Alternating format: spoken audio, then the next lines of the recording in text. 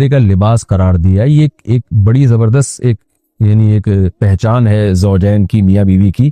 لباس اس لیے کہ لباس کا کام ہوتا ہے آپ کے ان اعضاء کو چھپانا جو آپ کے لیے ضروری تو ہیں لیکن آپ دنیا کے سامنے اس کو دکھانا نہیں چاہتے, وہ آپ کی بے عزتی کا ذریعہ بنتے ہیں.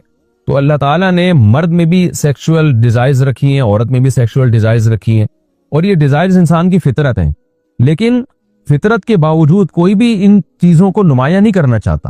یعنی جیسے آپ نے جانور دیکھے ہوں گے, وہ کھلے عام اپنی اس خواہش کو پورا کر رہے ہوتے ہیں. تو مرد اور عورت میں اللہ نے یہ خواہش تو رکھی ہے, مگر وہ کوئی بھی یہ نہیں چاہتا شریف آدمی کہ میں اپنی اس خواہش کو اس طرح سے پورا کروں کہ لوگوں کو پتہ چل رہا ہو. اس میں انسان کی بے عزتی ہے, رسوا ہو جاتا ہے. تو اندرون خانہ ہی میاں بیوی ایک دوسرے کی اس خواہش کو پورا کرنے کا ذریعہ بنتے ہیں, اور وہ ایک دوسرے کے ایک ایسی خواہش کو جو ایک عیب سمجھی جاتی ہے دنیا کی نگاہوں میں, اس عیب کو اندرون خانہ پورا کر کے اس کے چھپا دیتے ہیں ان عیبوں کو. اگر وہ میاں بیوی ایک دوسرے کے لیے لباس نہ بنے اور ایک دوسرے کے اس عیب پہ پردہ نہ ڈالیں, یعنی ایک دوسرے کی خواہش کی تکمیل کا ذریعہ نہ بنے, تو اس بات کا امکان ہوتا ہے کہ یہ دونوں مرد بھی اور عورت بھی کسی اور طریقے سے اپنی خواہش پوری کر کے دنیا کے سامنے ذلیل اور رسوا ہو جائے. ظاہر طوائف خانوں کا رخ کریں گے یا اور کسی طرح سے جو ہے نا زنا کی کوشش کریں گے, تو اس میں آخرت کی رسوائی بھی ہے اور بعض دفعہ دنیا کی رسوائی کا ذریعہ بھی بنتی ہے یہ چیز. رمضان کی راتوں میں الرفث الی نسائکم, اپنی عورتوں کی طرف بے پردہ ہو کے جانا یا بے لباس ہونا.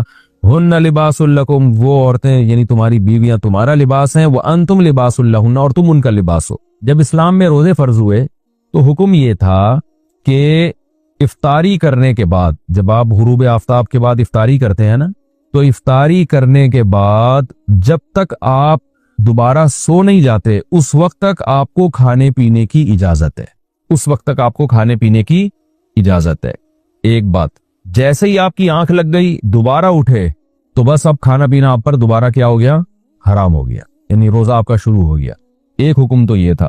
دوسرا یہ تھا کہ جیسے روزے کی حالت میں زوجہ سے ہم بستری کی اجازت نہیں تھی, اسی طرح رمضان کی راتوں میں بھی زوجہ کے قریب جانے کی اجازت نہیں تھی, اور اس پر کفارہ تھا کہ 60 روزے مسلسل رکھنے پڑیں گے آپ کو. تو بعض صحابہ سے یہ کوتاہی ہو گئی. ایک صحابی رسول اللہ صلی اللہ علیہ وسلم کے پاس ہے, بڑا دلچسپ واقعہ ہے. ان سے رمضان کی رات میں اپنی زوجہ سے ہم بستری ہو گئی, تو آپ صلی اللہ علیہ وسلم نے فرمایا کہ وجہ کیا تھی, کیسے ہوا تم سے, کیوں ہو گیا یہ؟ تو انہوں نے فرمایا یا رسول اللہ, میری زوجہ کی پنڈلی میں نے دیکھی, اس پہ نظر پڑی, وہ انہوں نے کہیں اپنا پائنچہ اوپر کیا تو بس میں جو ہے وہ برداشت نہیں ہوا اور میں مجھ سے جمع ہو گیا. تو آپ صلی اللہ علیہ وسلم مسکرائے اور آپ نے فرمایا کہ 60 روزے رکھو. انہوں نے فرمایا یا رسول اللہ, ایک روزہ نہیں, اتنا مشکل ہے ایک روزہ رکھنا, تو 60 کیسے رکھوں گا؟ آپ نے فرمایا جو ہے 60 مسکینوں کو کھانا کھلاؤ 2 ٹائم کا. انہوں نے عرض کیا یا رسول اللہ, میں تو خود مسکین ہوں, میرے پاس تو کھلانے کے پیسے نہیں ہیں. تو اب اسلام میں اصل حکم تو یہ ہے کہ اگر روزے کی حالت میں آپ زوجہ سے ہم بستری کر لیں تو لگاتار 60 روزے رکھنے پڑتے ہیں. اس کی اگر استطاعت نہیں, یعنی آپ بوڑھے ہیں, بیمار ہیں, تو پھر آپ 60 مسکینوں کو 2 ٹائم کا کھانا کھلائیں گے. اس کی استطاعت نہیں ہے تو اب کچھ نہیں کرنا, اب یہ انتظار کرنا ہے کہ جب استطاعت پیدا ہو جائے تو 60 مسکینوں کو کھانا کھلانا ہے آپ نے, ورنہ بیٹھے رہیں آرام سے. لیکن نبی صلی اللہ علیہ وسلم نے ان کی دلجوئی کے لیے اور کہ چلو کچھ تو تھوڑی بہت ان کو سزا ملے, تو آپ صلی اللہ علیہ وسلم نے ان کو حکم دیا کہ اچھا چلو 60 مسکینوں کو کھلا بھی نہیں سکتے غریب ہو, تو پھر ایسا کرو کہ صحابہ کو حکم دیا. اچھا پھر انہوں نے فرمایا کہ آپ صلی اللہ علیہ وسلم نے فرمایا کہ ٹھیک ہے, صحابہ کو حکم دیا ان کے لیے کچھ چندہ کرو اور ان کو دو تاکہ یہ کسی غریب کو صدقہ کر دیں, کچھ تو تلافی ہو نا جو غلطی ان سے ہوئی ہے. تو صحابہ نے سب نے کچھ چندہ کیا اور ان صحابی کو پکڑایا کہ بھئی مدینہ میں کسی مسکین کو صدقہ کر دو. تو انہوں نے عرض کیا یا رسول اللہ, مجھ سے زیادہ مسکین کو صدقہ کروں میں, یعنی سب سے بڑا مسکین تو میں ہی ہوں. تو آپ صلی اللہ علیہ وسلم ہنس پڑے اور آپ صلی اللہ علیہ وسلم فرمایا جاؤ کھاؤ, ٹھیک ہے نا, کھاؤ اور اپنے اہل و عیال کو کھلاؤ. تو یہ بڑا دل لگی کا معاملہ ہو گیا ان صحابی کے ساتھ. تو لیکن اللہ تعالیٰ نے حکم یہ نازل کیا کہ رمضان کی راتوں میں تمہارے لیے زوجہ کے قریب جانا جائز ہے, اس کی اجازت دے دی اللہ تعالیٰ نے, اور اس کی حکمت بھی بیان کی. علیم اللہ انکم کنتم تختانون انفسکم, اللہ جانتا ہے کہ تم اپنے ذات کے ساتھ خیانت کرو گے, یعنی خیانت ہی ہے نا, اللہ کے حکم کو توڑ دو گے. یہ حکم بہت مشکل ہے, اللہ کو پہلے سے پتا ہے کہ تم نہیں اس کو فالو کر سکتے, لہذا ہم نے تمہیں چھوٹ دے دی ہے. تو یہ آیت یعنی اس سیاق و سباق میں نازل ہوئی.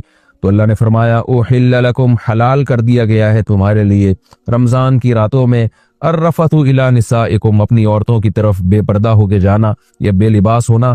ہن لباس لکم، وہ عورتیں یعنی تمہاری بیویاں تمہارا لباس ہیں، وانتم لباس لہن، اور تم ان کا لباس ہو۔ اللہ نے میاں بیوی کو ایک دوسرے کا لباس قرار دیا ہے۔ یہ ایک بڑی زبردست ایک پہچان ہے زوجین کی، میاں بیوی کی۔ لباس اس لیے کہ لباس کا کام ہوتا ہے آپ کے ان اعضاء کو چھپانا جو آپ کے لیے ضروری تو ہیں لیکن آپ دنیا کے سامنے اس کو دکھانا نہیں چاہتے، وہ آپ کی بے عزتی کا ذریعہ بنتے ہیں۔ تو اللہ تعالیٰ نے مرد میں بھی سیکشول ڈیزائرز رکھی ہیں، عورت میں بھی سیکشول ڈیزائرز رکھی ہیں، اور یہ ڈیزائرز انسان کی فطرت ہیں، لیکن فطرت کے باوجود کوئی بھی ان چیزوں کو نمایاں نہیں کرنا چاہتا۔ یعنی جیسے آپ نے جانور دیکھے ہوں گے، وہ کھلے عام اپنی اس خواہش کو پورا کر رہے ہوتے ہیں، تو مرد اور عورت میں اللہ نے یہ خواہش تو رکھی ہے، مگر وہ کوئی بھی یہ نہیں چاہتا شریف آدمی کہ میں اپنی اس خواہش کو اس طرح سے پورا کروں کہ لوگوں کو پتہ چل رہا ہو۔ اس میں انسان کی بے عزتی ہے، رسوا ہو جاتا ہے۔ تو اندرون خانہ ہی میاں بیوی ایک دوسرے کی اس خواہش کو پورا کرنے کا ذریعہ بنتے ہیں، اور وہ ایک دوسرے کے ایک ایسی خواہش کو جو ایک عیب سمجھی جاتی ہے دنیا کی نگاہوں میں، اس عیب کو اندرون خانہ پورا کر کے اس کے چھپا دیتے ہیں ان عیبوں کو۔ اگر وہ میاں بیوی ایک دوسرے کے لیے لباس نہ بنے اور ایک دوسرے کے اس عیب پہ پردہ نہ ڈالیں، یعنی ایک دوسرے کی خواہش کی تکمیل کا ذریعہ نہ بنے، تو اس بات کا امکان ہوتا ہے کہ یہ دونوں مرد بھی اور عورت بھی کسی اور طریقے سے اپنی خواہش پوری کر کے دنیا کے سامنے ذلیل اور رسوا ہو جائے۔ ظاہر طوائف خانوں کا رخ کریں گے یا اور کسی طرح سے جو ہے نا زنا کی کوشش کریں گے، تو اس میں آخرت کی رسوائی بھی ہے اور بعض دفعہ دنیا کی رسوائی کا ذریعہ بھی بنتی ہے یہ چیز۔ تو میاں بیوی اندرون خانہ ہی بند کمرے میں ایک دوسرے کی اس خواہش کو پورا کر کے ایک دوسرے کی خواہش پہ پردہ ڈال دیتے ہیں، بالکل جیسے لباس آپ کے جو جسم کے پوشیدہ اعضاء ہیں ان کو